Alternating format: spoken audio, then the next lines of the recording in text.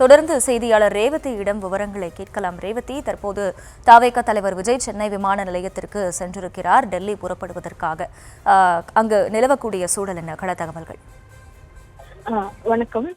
தமிழக வெற்றி கழக தலைவர் விஜய் இன்றைய தினம் இந்த கரூர் சம்பவத்திற்காக நடைபெற்று வரக்கூடிய அந்த சிபிஐ விசாரணைக்காக டெல்லியில் இருக்கக்கூடிய அந்த அலுவலகத்திற்கு இங்க விசாரணைக்காக சென்றிருக்கிறார். குறிப்பாக இந்த கரூர் சம்பவத்தை பொறுத்தவரை ஒரு அரசியல் சார்ந்த மக்கள் சந்திப்பு நிகழ்வில் கிட்டத்தட்ட 41 உயிர்கள் பலியாக இருக்கிறது.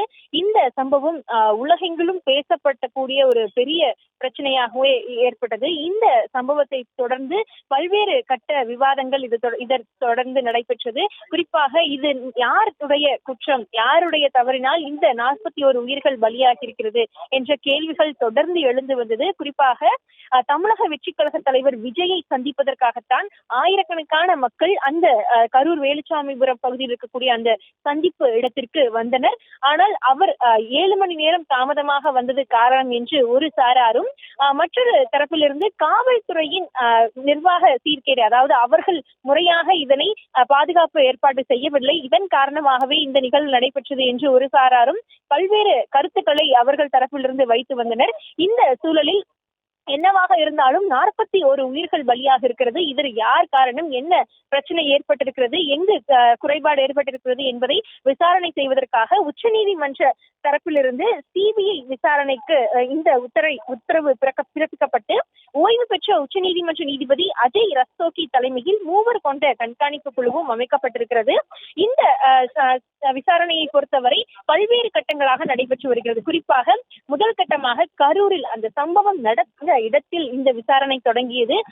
எந்தெந்த பகுதிகளில் எல்லாம் மக்கள் கூடியிருந்தார்கள், அந்த சம்பவம் நடந்த இடம் எந்த அளவிற்கு தூரம் இருக்கிறது, அதில் எவ்வளவு மக்கள் இருக்க முடியும், எவ்வளவு மக்கள் வந்திருந்தார்கள், என்னென்ன பிரச்சனைகள் இருந்தது, என்னென்ன இடங்களில் மருத்துவமனைகள் இருக்கிறது உள்ளிட்ட பல கட்ட விஷயங்களும், அங்கிருந்தக்கூடிய கண்காணிப்பு கேமராக்கள், அது மட்டுமின்றி செய்தியாளர்கள் தரப்பில் பதிவு செய்யப்பட்ட அந்த வீடியோ பதிவுகள் என அனைத்துமே இங்கு ஆராய்ச்சிக்கு உட்படுத்தப்பட்டு வரக்கூடிய நிலையில் அந்த கரூர் சம்பவ இடம் விசாரணை தொடர்ந்து அந்த கரூர் பகுதியை சேர்ந்த மாவட்ட செயலாளர் மதியழகன் அவர்தான் இந்த முக்கிய விஷயமாக இருக்கிறார். ஏற்கனவே அவர் கைது செய்யப்பட்டிருந்தார். இந்த சூழலில் அவரும் விசாரணை வளையத்திற்குள் இருக்கிறார். அவர் தமிழக வெற்றி கழகத்தின் பொதுச் செயலாளர் புசியானந்த், ஆதவர்ஜுனா, நிர்மல்குமார் உள்ளிட்டோரும் கூட இந்த விசாரணைக்கு ஏற்கனவே உட்படுத்தப்பட்டிருக்கிறார்கள். குறிப்பாக 3 நாட்கள் ஏற்கனவே அவர்களிடம் சிபிஐ தரப்பிலிருந்து விசாரணை முன்வைக்கப்பட்டிருக்கிறது. குறிப்பாக என்னென்ன விஷயங்களை அவர்கள் முன்னெடுத்திருந்தார்கள், இந்த கரூர் இடத்தை தேர்வு செய்தது எப்படி, யார் தேர்வு செய்தார்கள், எவ்வளவு மக்கள் என்று கொடுத்திருந்தார்கள், எதனால் தாமதம் என்று பல கட்ட கேள்விகளும் அவர்களிடம் கேட்கப்பட்டிருப்பதாக தகவல்களும் வெளியாகியிருந்தன. குறிப்பாக இது தொடர்பாக பல்வேறு கட்ட விசாரணைகள் தொடர்ந்து சிபிஐ தரப்பிலிருந்து நடத்தப்பட்டு வருகிறது. ஒவ்வொரு முறையும் அது தொடர்பான அறிக்கைகளும் கொடுக்கப்படும் என்றும் தெரிவிக்கப்பட்டிருக்கக்கூடிய நிலையில் இதில் முக்கிய பகுதியாக இருக்கக்கூடிய, அதாவது தமிழக வெற்றி கழக தலைவரின் விஜய் அவரை சந்திப்பதற்காகத்தான் ஆயிரக்கணக்கான மக்கள் அங்கு கூடியிருந்தனர். அவர்தான் அங்கு நடுநாயமாக நின்று அந்த பிரச்சார வாகனத்தின் மீது நின்று மக்களிடம் உரையாற்றினார். அப்பொழுது கூட அங்கு ஒரு அசாதாரண சூழல் நிலவியது. தண்ணீர் தேவைப்பட்ட பொழுது அவர் தண்ணீர் எடுத்துக் கொடுத்த அந்த பதிவுகளையும் கூட நம்மால் பார்க்க முடிந்தது. இதனைத் தொடர்ந்து அவர் கூட்ட நெரிசல் அதிகரிக்கும் பொழுது காவல்துறை தரப்பிலிருந்து தெரிவிக்கப்பட்ட தகவலின் அடிப்படையில் அங்கிருந்து புறப்பட்டு சென்றார். அங்கு அவர் செல்லாததற்கு காவல்துறை சொன்ன விஷயம்தான் காரணம். அவர்கள்தான் அங்கு இந்த சூழலில் வர வேண்டாம் என்று தெரிவித்திருந்தனர் என்றும் கூட தகவல்கள் சொல்லப்பட்டது. அதனைத் தொடர்ந்தும் அவர் நேரில் செல்லவில்லை என்ற குற்றச்சாட்டு தற்பொழுது வரை இருக்கிறது. இருப்பினும் கூட கரூர் சம்பவத்தில் பாதிக்கப்பட்ட குடும்பத்தினரை அவர் நேரில் வரவழைத்து அவர்களின் ஒவ்வொரு குடும்பத்தினரையும் தனித்தனியாக சந்தித்து தனது வருத்தத்தை பதிவு செய்திருந்தார். அவர்களுக்கென தமிழக வெற்றி கழக தரப்பில் இருந்தும் கூட நிவாரண உதவிகளும் வழங்கப்பட்டன. இருப்பினும் கூட இந்த சம்பவம் என்னவாக இருந்தாலும் ஒரு ஈடு செய்ய முடியாத இழப்பு என்பதன் காரணமாக கிட்டத்தட்ட 41 உயிர்கள், குழந்தைகள், பெண்கள் உட்பட 41 உயிர்கள் பலியாக இருக்கக்கூடிய நிலையில் அது தொடர்பான விசாரணை தொடர்ந்து நடைபெற்று வருகிறது. 2026 சட்டமன்ற தேர்தலை எதிர்கொள்ள இருக்கக்கூடிய முதல் தேர்தலாக எதிர்கொள்ள இருக்கக்கூடிய இந்த தமிழக வெற்றி கழகத்தின் இந்த அரசியல் பயணத்தில் இது ஒரு பெரிய விஷயமாக பதிவாகி இருக்கிறது. இது போன்ற ஒரு சம்பவம் பல ஆண்டுகளாக ஆட்சியில் இருந்தும் இது அரசியல் களத்தில் இருக்கக்கூடிய கட்சிகள் கூட எதிர்கொண்டிராத சம்பவமாக இருக்கிறது. இந்த சம்பவத்தை புதிதாக கட்சி தொடங்கி முதல் தேர்தலை சந்திக்க இருக்கக்கூடிய இந்த தமிழக வெற்றி கழகத்திற்கு ஏற்பட்டிருக்கக்கூடிய நிலையில் இதனை எப்படி கையாள்வது என்ற கேள்வியும் பல தரப்பில் இருந்தது. அதில் பெரிய அளவிலான பாதிப்பும் இருப்பதாகவும் தெரிவிக்கப்பட்டிருந்தது. பல நாட்கள் தமிழக வெற்றி கழக தலைவர் விஜய் வீட்டிலிருந்து வெளியே வரவில்லை.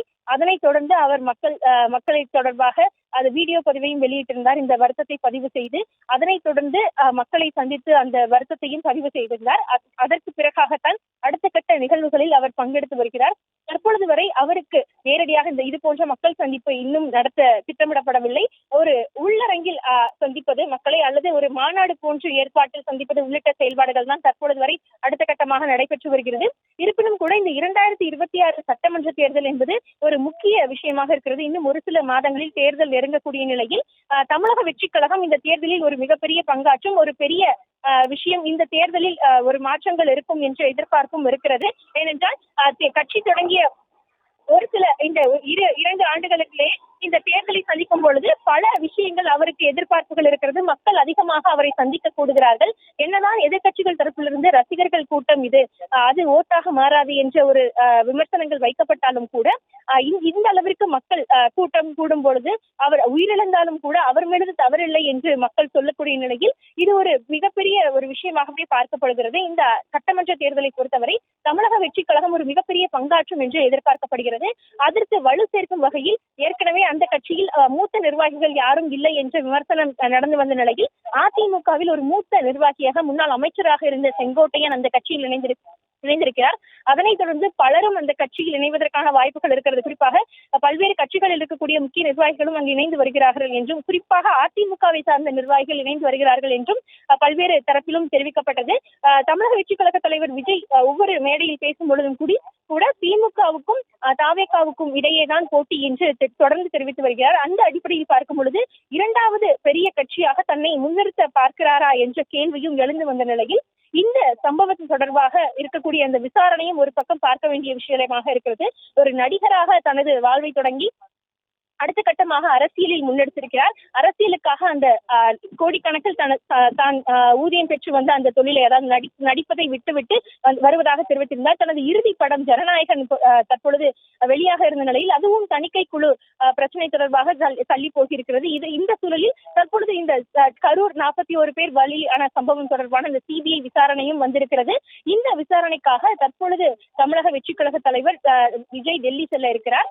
இந்த சூழலில் தான் சென்னை நீலாங்கரை இல்லத்திலிருந்து தற்பொழுது விமான நிலையத்திற்கு வந்திருக்கக்கூடிய நிலையில் இன்னும் சற்று நேரத்தில் தனி விமானம் மூலமாக சென்னையிலிருந்து டெல்லி சென்று அங்கிருக்கக்கூடிய சிபிஐ விசாரணையில் அவர் பங்கெடுக்க இருக்கிறார். குறிப்பாக இந்த சிபிஐ விசாரணை அந்த நிர்வாகிகளிடமே கிட்டத்தட்ட 3 நாட்கள் அதாவது 19.5 மணி நேரம் நடைபெற்றிருந்த நிலையில் அதில் முக்கிய ஆளாக இருக்கக்கூடிய தமிழக வெற்றி கழக தலைவர் விஜய் இந்த விசாரணைக்கு செல்லும் பொழுது அவர் எத்தனை மணி நேரம் இந்த விசாரணைக்கு உட்படுத்தப்படுவார் என்று கேள்வி இருக்கிறது. குறிப்பாக அவரிடம் பல கட்டங்களாக அவர்கள் விசாரணை நடத்துவதற்கான வாய்ப்புகள் இருக்கிறது. ஏனென்றால் அவர் மீது பல மணி நேரம் தாமதமாக வந்திருக்கிறார் என்ற குற்றச்சாட்டும் இருக்கக்கூடிய நிலையில் அவருக்கு என்னென்ன தகவல்கள் கொடுக்கப்பட்டன, அவர் கண் பார்வையின் அவரது அறிவுறுத்தலின் பேர்தான் எல்லா நடைமுறைகளும் நடத்தப்பட்டதா, என்ன இடங்கள் கேட்டார்கள், காவல்துறை தரப்பில் சொன்னது என்ன, அவர் ஏன் கரூருக்கு செல்லவில்லை உள்ளிட்ட பல கேள்விகள் அவரை சுற்றி இருக்கக்கூடிய நிலையில் இதற்கெல்லாம் சிபிஐ விசாரணையிலும் கேள்வி இருக்குமா பதில் இருக்குமா என்ற கேள்வியும் இருக்கிறது.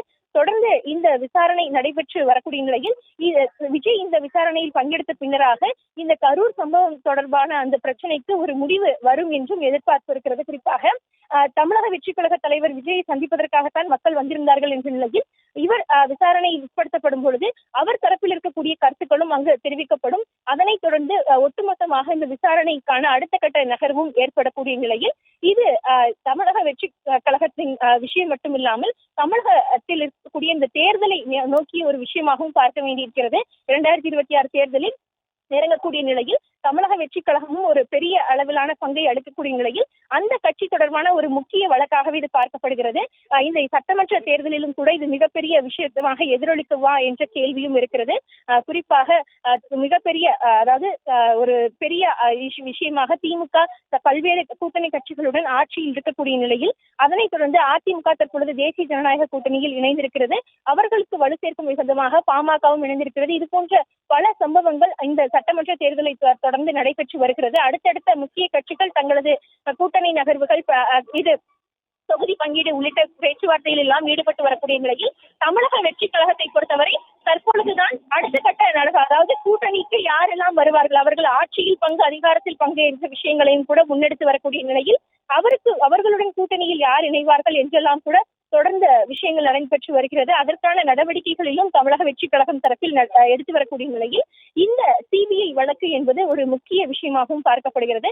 இந்த தமிழக வெற்றி கழகம் போன்ற இந்த புதிய கட்சிக்கு இது போன்ற சம்பவமே ஒரு பெரிய பாடமாகவும் இருக்கிறது. அரசியலில் இது போன்ற ஒரு சம்பவத்தை எதிர்கொள்வதே அவர்களுக்கு ஒரு புதிய விஷயமாக இருக்கக்கூடிய நிலையில் அதில் தற்பொழுது ஒரு சிபிஐ விசாரணைக்கு அவர்கள் உட்படுத்தப்பட்டிருக்கிறார்கள். அது நேரடியாக தமிழக வெற்றி கழகத்தின் தலைவர் விஜய் சந்தித்து இந்த விசாரணையில் ஈடுபட இருக்கிறார். தற்பொழுது அவர் டெல்லி பயணம் சென்று டெல்லியில் அந்த விசாரணையில் ஈடுபட இருக்கக்கூடிய நிலையில் சென்னை விமான நிலையத்தில் இன்னும் சற்று நேரத்தில் டெல்லி விமான நிலையத்திற்கு விமானம் மூலம் தனி விமானம் மூலம் செல்ல இருக்கிறார்.